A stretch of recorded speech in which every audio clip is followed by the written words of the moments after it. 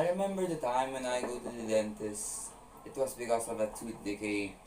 And when I go to the dentist, I immediately sat on the waiting couch with a pillow next to me, crushing it because of that excruciating pain.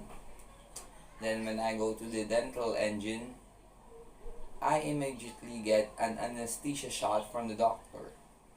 And it somehow reduced the pain that I'm feeling because of that tooth decay, and my tooth was removed after that.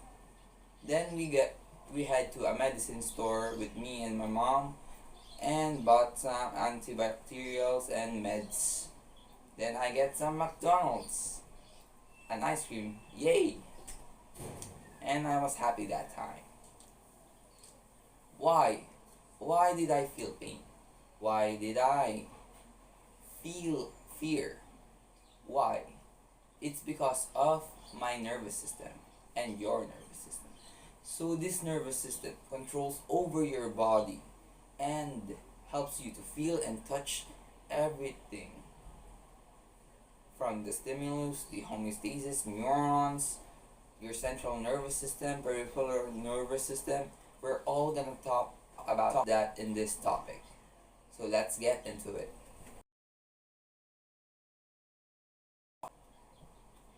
First on the topic is the stimulus. The stimulus is the one that helps the organism to react in some way in certain situations. For example, I am holding this glass of water. So as you can see, my stimulus sense that I'm holding this glass of water. What should I do about it? Maybe drink it. So I'm gonna drink it. And that is my stimulus. Next on the list is homeostasis. Homeostasis is the ability or tendency to maintain stability in your body. So let's just say that you are here in a summer capital, like here in the Philippines. So you feel hotness, like it's because of that hot and dry summer fun that you're feeling right now. And because of that, you started to sweat. What is that? It's because of your homeostasis that allows the stability of your body. And that is homeostasis. There are two types of homeostasis, which is the negative feedback and the positive feedback. The negative feedback is when the homeostasis or the body balance things out. For example, that just like what I said earlier about the temperature. But about the positive feedback is that it gives more. Like for example, you're giving birth to a baby, so it contracts more, it gives more, so you can push that baby out to the world. So that is the positive feedback of homeostasis. So now we're done in stimulus and homeostasis. Let's get into the neurons. So in the neurons, there are three types of neurons. Actually, not three types, but rather the general types. Like we have here the sensory neuron, the interneurons, and the motor neurons. The sensory neurons is the neuron that allows your body to give signals from some certain parts of your body. Like let's just say that I have here the hand. Then the signal goes to the interneurons in my central nervous system, then process it out. So from a certain part of the body to the interneurons of the central nervous system, that is the sensory neurons or the afferent neurons. Next is the interneurons, which is located in the central nervous system, that allows to process and knows what to respond in that certain situation. Let's just say that I am stuck between this laptop. What should I do about it? I feel my hand burning because of the non-ventilation of my laptop. So your interneurons process that and gives a response on what to do. So I must stick my hand out. And next is the motor neurons, which is the afferent neurons that has the control over your muscles and skeletal movements. So from the sensory neuron that's come from the body to the interneurons, the motor neurons gets that signal from the interneurons to process out that response. So Like what I said, when I'm stuck, I just stick it out. So that is the sensory interneuron and the motor neurons. So let's get into the parts. Here we have the parts of a neuron with functions. I recommend you pause it to know more. In the left picture, we have perineurium is a protective sheet that surrounds a nerve fascicle, while ephemerum is the outermost layer of dense irregular connective tissues surrounding a peripheral nerve. Fascicles or fiber tract is a bundle group of fascicle fibers, while myelin sheath is also called as Schwann cell. Now that you have learned the parts of a neuron, let's go to the transmission of nerve impulses. So in the transmission of the nerve impulses, there is such thing you call as synapse. These synapses are like electrical charges in the closed dendrites. So in this closer dendrites, you can see the transmission of neurotransmitters. The neurotransmitters are the chemicals that carry information or signals that allows you to process it in your central nervous system. So this synapse is the site of two neurons in an electrical transmissions of data. In simple terms, that would be it. So next would be the hormonal secretions that help your synapses. So in the hormonal secretions such as acetylcholine, peripheral, and serotonin, melatonin, dopamine, it helps. It helps by enables the propagation of your nerve impulses from synapse. These secretions are released from synaptic knobs once an electric impulse is received.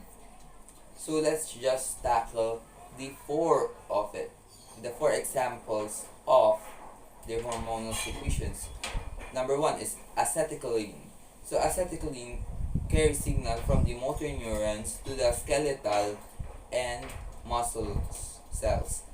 Next is norepinephrine, which is the role on how our body responds to stress. Like, it already stated that in that opinion. Dopamine is related to muscular activity, while serotonin operates in the function such as mood regulation, consciousness, and emotions. Melatonin regulates sleep and wake cycles. So you get that? I hope so. So there are about 30 different neurotransmitters.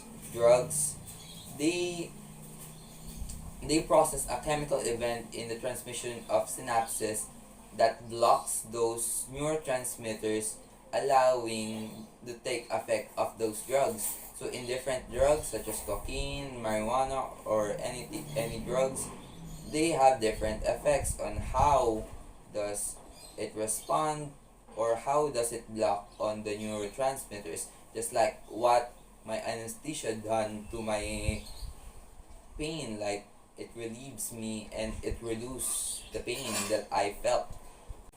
Now let's get into the reflex. The reflex is the immediate and involuntary response of the body before the central nervous system gives out a response or an command. So this reflex from the impulse of the sensory neurons, it gives out to the interneurons located in your spinal cord.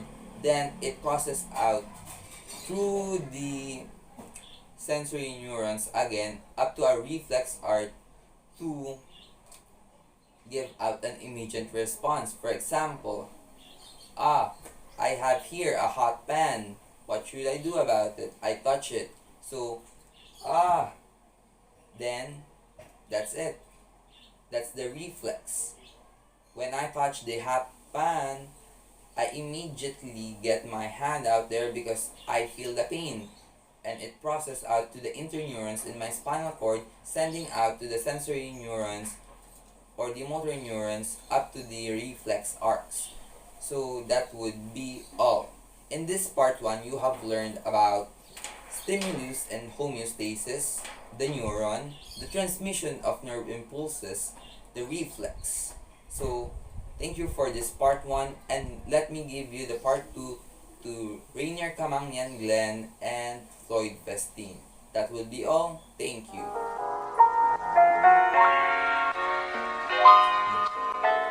Morning, my name is Reynir Camangyan, and I will discuss 8.2 Division of the Nervous System. The nervous system has two major divisions, called the Central Nervous System, or the CNS, and the Peripheral Nervous System, or the PNS.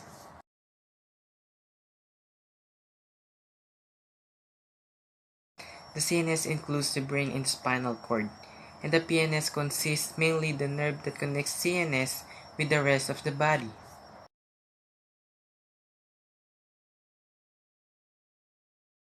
The brain is the most important organ in the human body. It controls and coordinates action and reactions, allow us to think and feel, and enable us to have memories and feelings.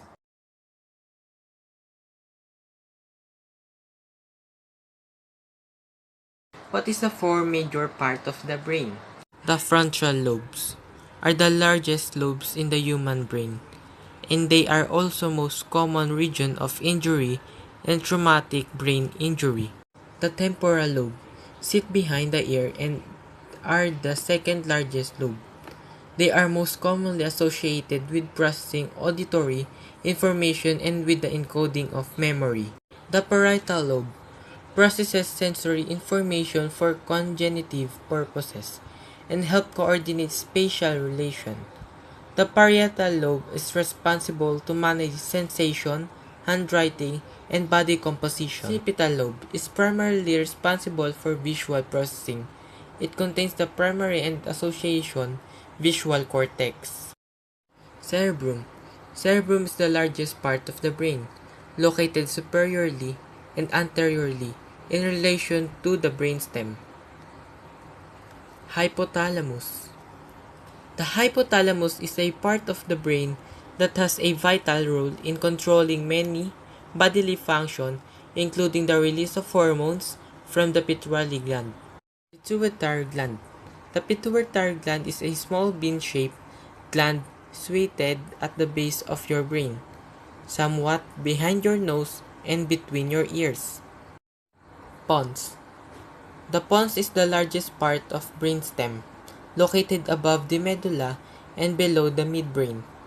It is a group of nerves that function as a connection between the cerebrum and cerebellum. Medulla. The medulla oblongata, or the simply medulla, is a long stem-like structure which makes up the lower part of the brainstem. Corpus callosum.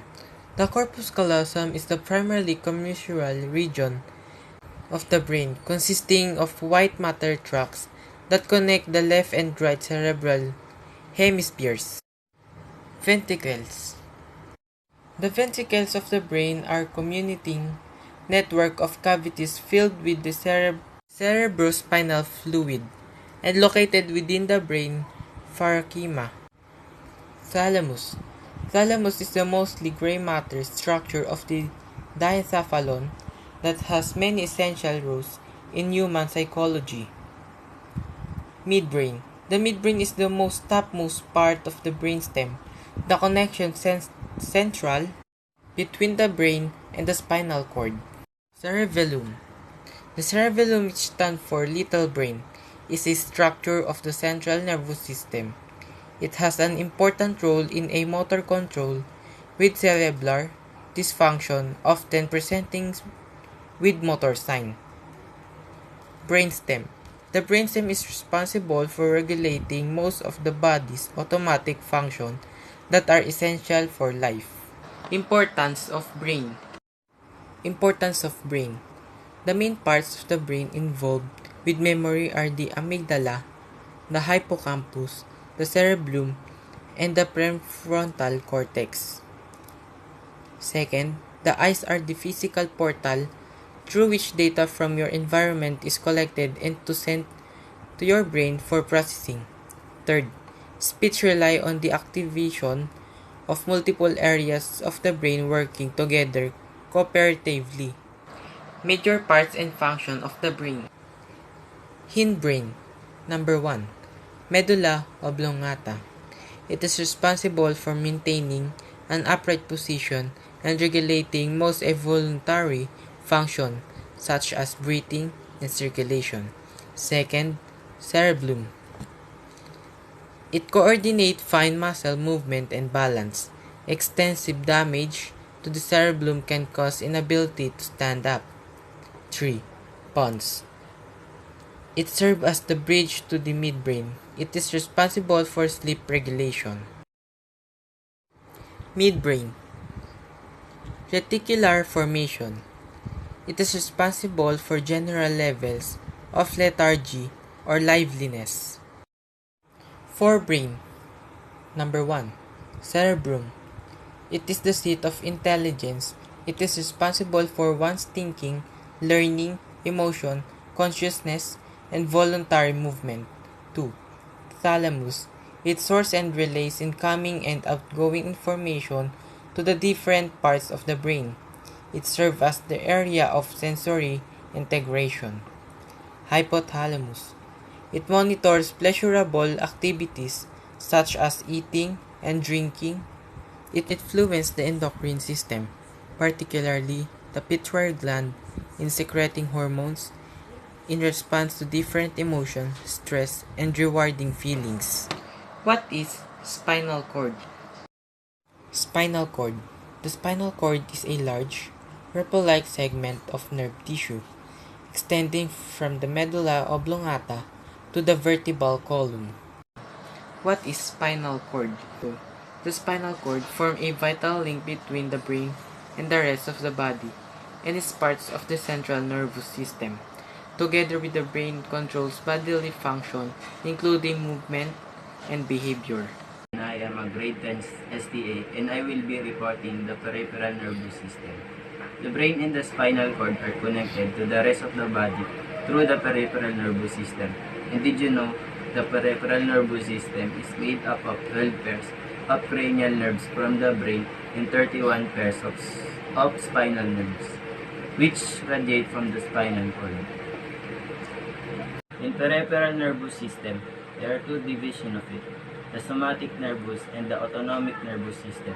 The somatic nervous system consists of the cranial and spinal nerves which influence the skeletal muscles, skin, and other internal organs. And the autonomic nervous system controls an involuntary activities such as breathing, urination, heartbeat, digestion, especially salivation. In sympathetic mechanism, the sympathetic mechanism dominates in times of stress. It initiates the fight or flight reaction by increasing blood flow in areas that are most likely to be used during an emergency. And that is all about the peripheral nervous system. The next part is the disease in the nervous system. First on the list is the vascular disorder. It is a disorder associated with the circulatory system. An example would be stroke.